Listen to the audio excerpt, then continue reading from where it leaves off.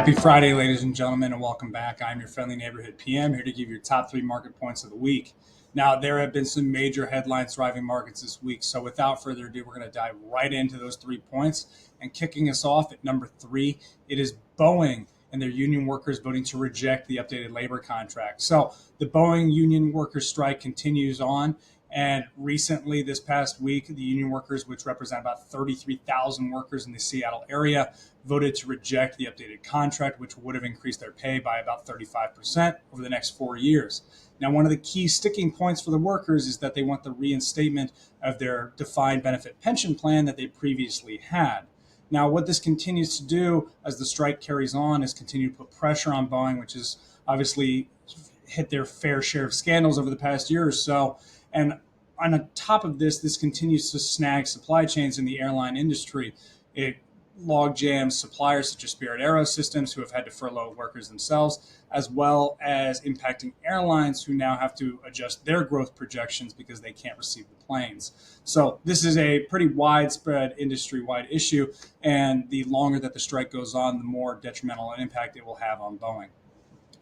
At point number 2, you've all probably seen these headlines recently, is the E. coli outbreak related to McDonald's. So McDonald's fell about 6% after the news came out that there was an E. coli outbreak traced back to slivered onions on their quarter-pound cheeseburgers.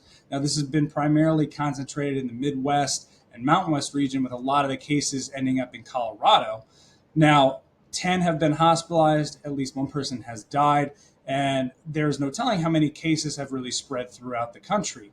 Now, McDonald's has done a pretty good job of yanking these affected areas of the product and tracing it back to the distribution centers in which they came from.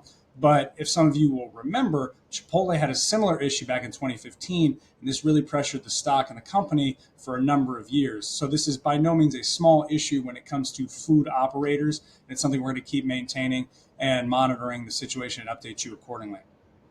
And then finally, point number 1, and what really drove the markets yesterday, it was Tesla reporting earnings stronger than expected, great gross margin improvement, increased revenues, and we saw the stock rally almost 20% on this news.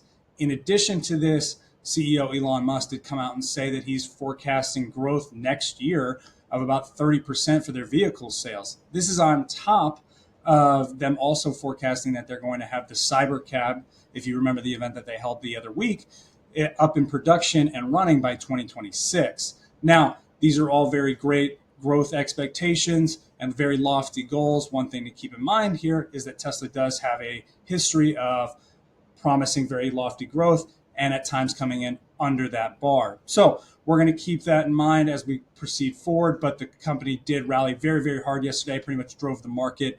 And if you're a shareholder of Tesla, you're probably pretty happy sitting into your Friday. Now, that's our top 3 points of what drove markets this week. What are we looking to for next week? Well, it's going to be a mixture of a couple of things next week.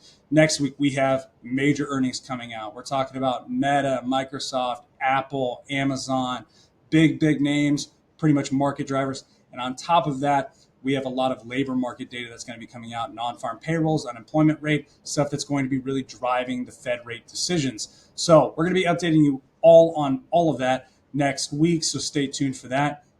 But as always, that pretty much does it for this week's video. If you have additional questions, please reach out to your financial advisor or dig into the written week in review. And as always, like I like to say, please go and enjoy your weekend while the weather still maintains a little bit of its good weather before we start heading into the winter season. And as always, we'll see you next week. Thanks again. Bye.